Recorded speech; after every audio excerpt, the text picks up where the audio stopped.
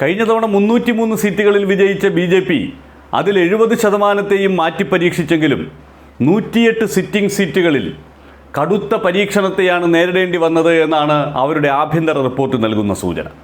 ഇത് വെറുതെ ഊഹിച്ച് 108 സീറ്റുകളിൽ BJPക്ക് പ്രശ്നമുണ്ടായിരിക്കുന്നു എന്ന് പറയുന്നതല്ല. വിവിധ സംസ്ഥാന ഘടകങ്ങൾ നൽകിയ റിപ്പോർട്ട് BJPക്ക് വേണ്ടി കേന്ദ്രീകൃതമായും വിവിധ സംസ്ഥാനങ്ങൾ കേന്ദ്രീകരിച്ചും പ്രവർത്തിച്ച PR ഏജൻസികൾ തയ്യാറാക്കിയ റിപ്പോർട്ട്. ഇത് രണ്ടും കൂടി ക്രോഡീകരിച്ച് BJPയുടെ ദേശീയ നേതൃത്വത്തിന് മുന്നിലെത്തിയ കണക്കിൽ 108 സീറ്റുകളുടെ കാര്യത്തിൽ പ്രശ്നമുണ്ട്. ദേശീയ തലത്തിൽ BJP ബീറ്റ് കൈകാര്യം ചെയ്യുന്ന ചില മാധ്യമപ്രവർത്തകരുമായി സംസാരിച്ചതിൻ്റെ അടിസ്ഥാനത്തിലാണ് നമ്മൾ ഈ വിവരം പ്രിയപ്പെട്ട സുഹൃത്തുക്കളുമായി പങ്കുവയ്ക്കുന്നത്.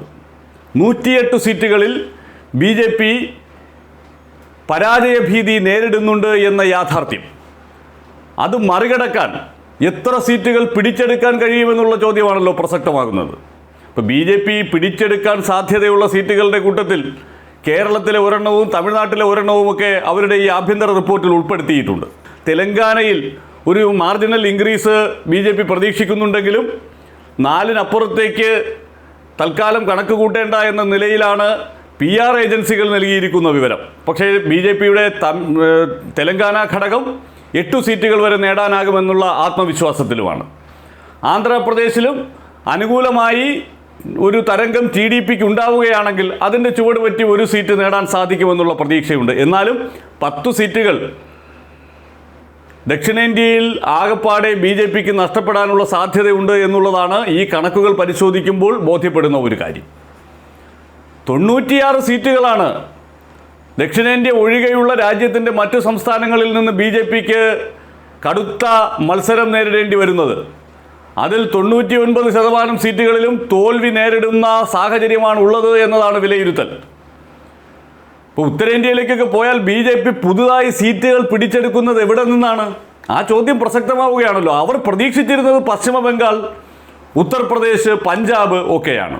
ഇപ്പോൾ ഉത്തർപ്രദേശിൽ കഴിഞ്ഞ തവണ 62 സീറ്റ് നേടിയ BJP ഇത്തവണ 78 സീറ്റ് വരെ ഒരു ഘട്ടത്തിൽ പ്രതീക്ഷിച്ചിരുന്നു. പക്ഷെ പോളിംഗ് ഓരോ ഘട്ടം പുരോഗമിക്കും തോറും അത് മെല്ലെ താന്നു വന്ന് ഇപ്പോൾ കഴിഞ്ഞ തവണ കിട്ടിയ സീറ്റുകൾ നിലനിർത്തിയാൽ ഭാഗ്യമെന്നുള്ള അവസ്ഥയിലായി.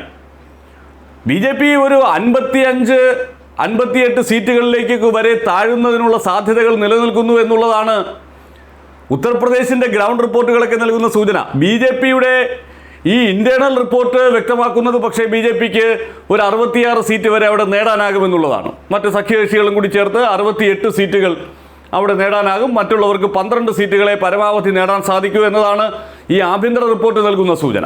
അപ്പോൾ ഒരു ചെറിയ മാർജിനൽ ഇൻക്രീസേ ഉള്ളൂ. പശ്ചിമ ബംഗാളിൽ ഒരു ഘട്ടത്തിൽ 7 സീറ്റ് വരെ അധികം നേടാമെന്ന് കരുതിയിരുന്നവർ ഇപ്പോൾ ഒരു 2 സീറ്റെങ്കിലും അധികം നേടിയാൽ മതി എന്ന നിലയിലേക്ക് എത്തിയിരിക്കുന്നു. അങ്ങനെ ഒരു ആത്മവിശ്വാസം അവർ പ്രകടിപ്പിക്കുമ്പോഴും അവരുടെ ഇൻറ്റേർണൽ റിപ്പോർട്ടിലൊക്കെ 20 സീറ്റുകൾ വരെ നേടാനാകുമെന്ന സൂചനയാണ് നൽകുന്നത്. പക്ഷേ അവിടുത്തെ യാഥാർത്ഥ്യം BJP 2 അക്കം കടക്കാൻ പെടാപ്പാട് പെടും എന്നുള്ളതാണ്. എന്തായാലും BJPയുടെ ഇൻറ്റേർണൽ റിപ്പോർട്ടിനെ കുറിച്ച് നമ്മൾ ചർച്ച ചെയ്യുമ്പോൾ അവർ പറയുന്നതാണല്ലോ എടുക്കേണ്ടത്.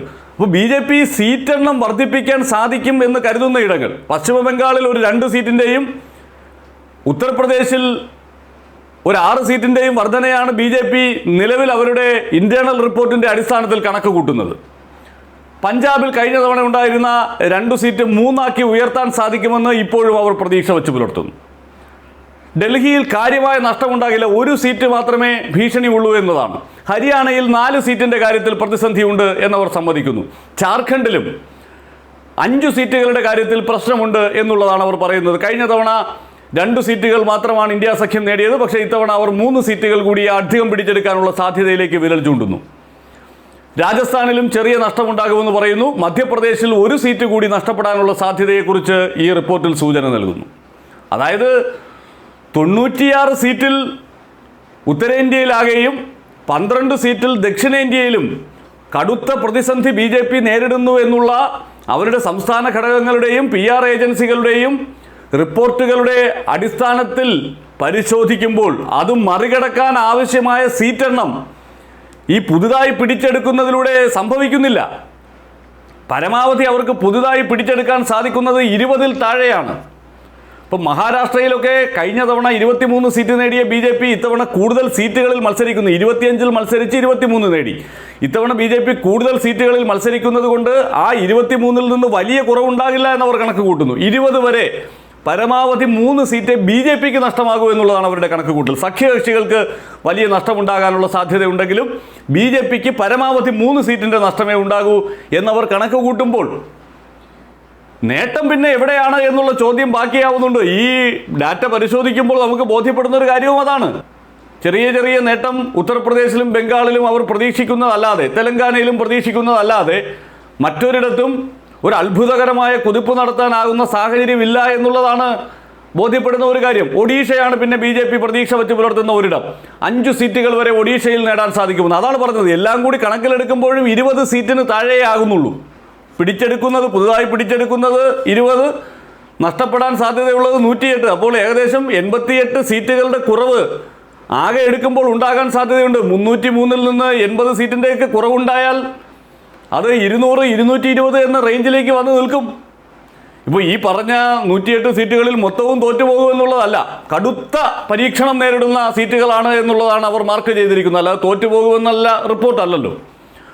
അപ്പോൾ ആ സിറ്റിംഗ് സീറ്റുകളിൽ ഒരു 80% പരാജയപ്പെടുന്ന ഒരു അവസ്ഥ ഉണ്ടായാൽ BJPയുടെ അവസ്ഥ പരിതാപകരമാകും. ഈ സഖ്യകക്ഷികൾക്കൊന്നും നമ്മൾ പ്രതീക്ഷിക്കുന്നത് പോലെ ഒരു വലിയ നേട്ടം ഉണ്ടാക്കാൻ കഴിയുന്ന സാഹചര്യമല്ല. അതിൽ തന്നെ പല സഖ്യകക്ഷികളും എങ്ങനെയെങ്കിലും മോദിയെ മാറ്റാനുള്ള ഒരു അവസരം ഉണ്ടാവുകയാണെങ്കിൽ അതിനുവേണ്ടി നിലകൊള്ളും എന്ന നിലപാടുള്ളവരാണ്. ഇപ്പോൾ നിതീഷ് കുമാർ 4-ാം തീയതി കഴിഞ്ഞാൽ നിതീഷ് കുമാർ എവിടെയായിരിക്കുമെന്ന് പറയാനാകില്ല എന്ന് തേജസ്വി യാദവ് പറഞ്ഞത് ആ അർത്ഥത്തിൽ തന്നെയാണ്.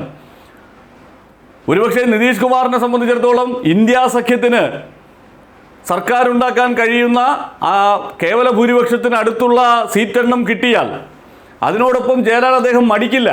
കാരണം കുറച്ചുകൂടി സ്വതന്ത്രമായി സർക്കാരിൻ്റെ ഭാഗമാകാൻ കഴിയുമെന്നുള്ളതുകൊണ്ട്. ഇപ്പോൾ മോദിയുടെ ഒരു ഏകാധിപത്യ ഭരണത്തിൻ്റെ കീഴിൽ ഒരു മന്ത്രിയായിരുന്നാൽ പോലും അവർക്കൊന്നും ഒന്നും ചെയ്യാൻ സാധിക്കില്ല. BJPക്കാർക്ക് പോലും പറ്റുന്നില്ല, പിന്നെയാണല്ലോ ഘടകകക്ഷിയിലെ മന്ത്രിമാർക്ക്. അപ്പോൾ കുറച്ചുകൂടി സ്വതന്ത്രമായി പ്രവർത്തിക്കാൻ കഴിയുന്ന ഒരു സാഹചര്യം ഇന്ത്യ സർക്കാർ വന്നാൽ ഉണ്ടാകുമെന്ന് ഉറപ്പുള്ള പല സഖ്യകക്ഷികളും ഇന്ത്യ സഖ്യത്തിന് സർക്കാർ രൂപീകരിക്കാൻ കഴിയുന്ന ഒരവസ്ഥ ഉണ്ടാവുകയാണെങ്കിൽ അവരോടൊപ്പം ചേരാൻ സന്നദ്ധരായി കഴിഞ്ഞു എന്നുള്ളതാണ് നമുക്ക് മനസ്സിലാക്കാൻ കഴിയുന്ന കാര്യം. അതുപോലെ ജഗൻമോഹനും BJDയും ഒക്കെ ഇപ്പോൾ BJPയോട് അത്രമാത്രം ശത്രുത വെച്ച് പുലർത്തുന്നു. BJPയോടെന്ന് പറഞ്ഞാൽ നരേന്ദ്രമോദിയോട്. അദ്ദേഹത്തിൻ്റെ കടന്നാക്രമണങ്ങൾ അവർക്കെതിരെ അതിരൂക്ഷമായ നിലയിലായിരുന്നു. ഇപ്പോൾ ഒരു നല്ല ബന്ധമുണ്ടായിരുന്ന നവീൻ പട്നായികുമായി അവസാനം അദ്ദേഹത്തിൻ്റെ അസുഖവുമായി ബന്ധപ്പെട്ട പരാമർശം നടത്തി മോദി അതും കൊണ്ട് കളഞ്ഞു.